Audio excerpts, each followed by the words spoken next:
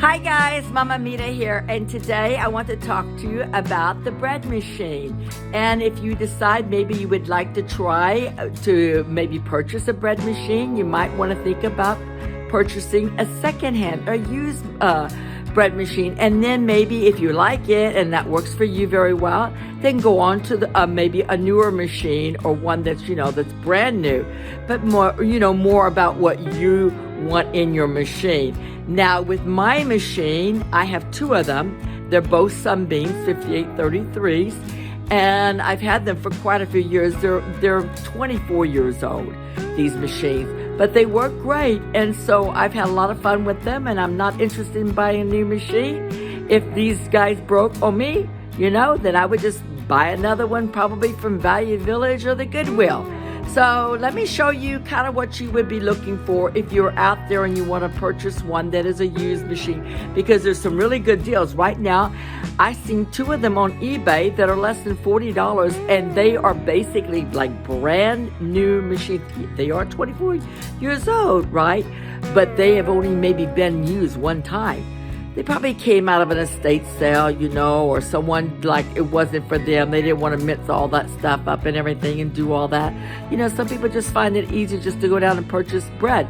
But you and I want to save money, right? And bread's getting expensive. So this is a great way to save money. And you know what's in your bread. You're eating healthier. And it's fun. Okay, so let me show you about my machine. Now, this is just one. So there you got it. Now, that's a Sunbeam 5833, okay? And now it has 8 settings on it.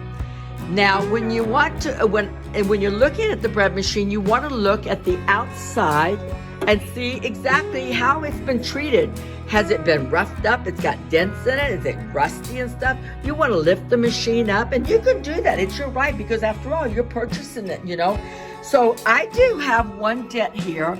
It looks like it maybe was dropped, but I think it was dropped by our family, not by, before at the store and stuff. So then around the sides, they look great. Everything looks great. And my top looks great. I don't have any scratches and things like that. Now, I go into the chamber. Now, if you look at my first video of me talking about, this is like a few years back, of me talking about the Sunbeam machine, I had a little bit less of these black dots. Well, now that's age, because I've used this machine a lot on this. Okay, so now you see the prongs over here on these sides. That's what's going to keep the pan in place. Now, you want to make sure that those are both there and that they're not broke or bent or anything like that, because that's important. Now, when you get your pan and you look at your pan, that's just going to snap in place. Now, if it's missing on the side, I'll pull it out in a second and show you. Okay, then it's not going to snap in place. And when you go to remove the pan out, you see, you got to make sure your pedals, you've got that paddle there, because you need that, okay? So, and the condition of the pan, I've got a few scratches now getting in there, but I mean, like, it's really old, this thing is, okay? Now, when you go to take the pan out of the machine, you want to just lift it straight up like that.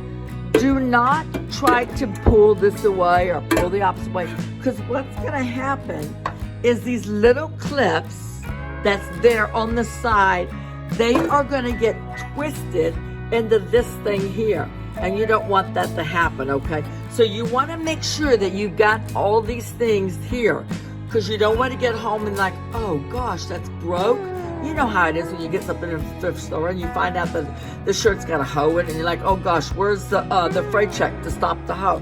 It's kind of like that, you don't want to have to be sitting down worried that, oh, how am I going to deal with that now?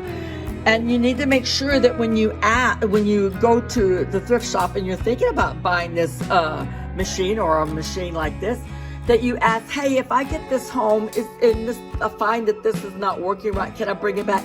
If they tell you, no, it's a final set, well, then walk away. Forget about it. Just don't even deal with them, okay? All right. So, and you want to make sure that the pan, see that bottom part there, that turns okay. The one on the bottom will not turn, but the one on the pan will turn. Okay, so that's it. Now, it's got 8 settings on this machine, which I find is really nice. I don't need any more than 8 settings. I think they're great. All right, so I've got the basic. Now the basic one is gonna be 2 hours. Let's see if I can get these things to select. Okay, let's do the basic. Gosh, keep going right past it. Okay, there's the basic. Okay, that's 3 hours right there on the basic. Now the basic is going to be for your traditional type white breads and stuff that's going to be using the bread flour, those types, you know. When you go to the whole wheat, let's go to the whole wheat. Now the whole wheat is going to be different. It's going to be 3 hours and 40 minutes because now the whole wheat means that you're using more than 50% of whole wheat flour.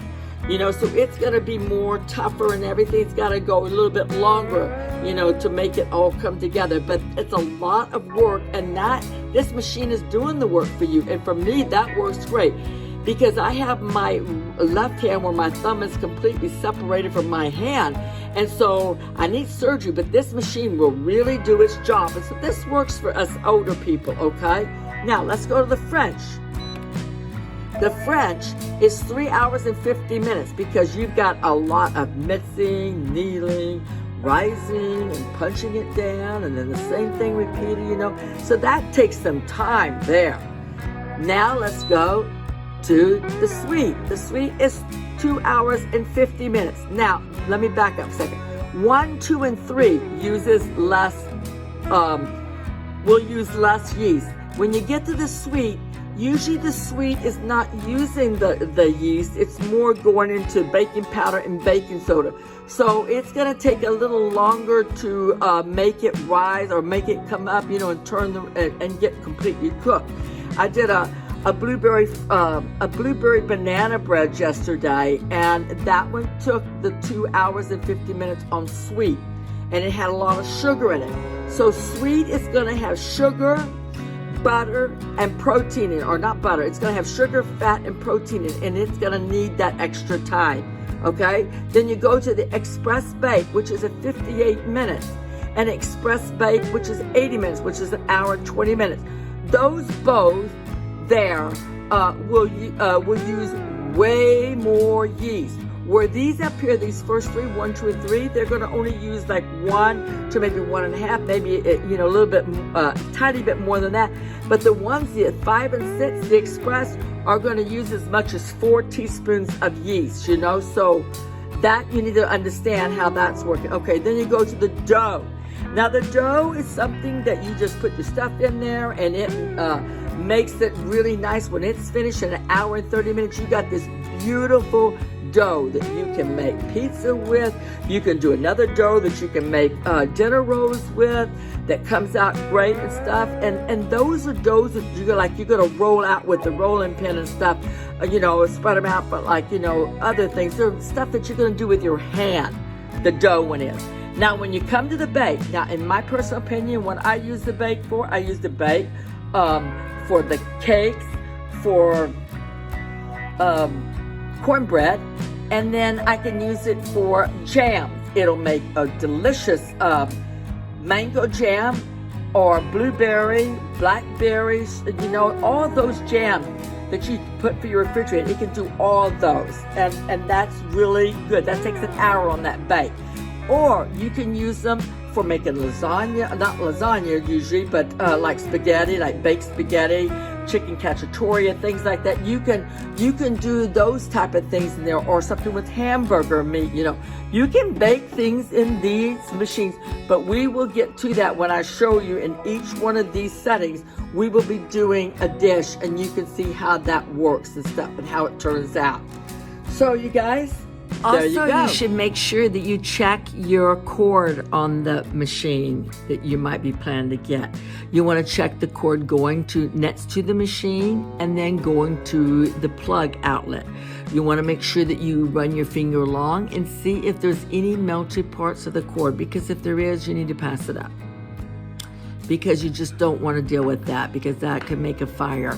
So you want to just check out the cord. I think that will, you know, be good. Okay?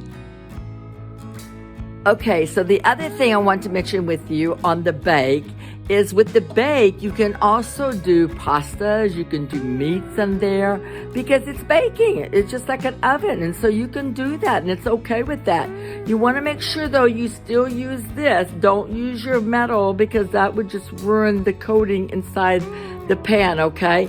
The other thing is if you use a delay cycle, which if you get a bread machine from the thrift store and you don't have a booklet on it, you can go online and you can program, or type in that you need information on, say, a Sunbeam 5833, and they have a complete manual for you. You can print it out, but it's 80 pages long, or you can just simply leave it there, to keep viewing every time you need it. But remember that you want to use this instead of metal, okay? And the last thing I want to tell you about is if you do use a delay cycle, which this has a delay cycle that you can program it and go to sleep or leave the house and it comes on by itself, and it does. Do not use the eggs and milk because that, they would go bad. You don't want to do that. But it can be programmed to go on later. Okay, guys, so I hope that's helped a little bit, and we'll see you in our next video, making bread with the basic setting. Thank you very much. I hope you've enjoyed my video today, and if you have, please give me a thumbs up. And if you haven't subscribed yet, please do. Thank you so much. Bye now.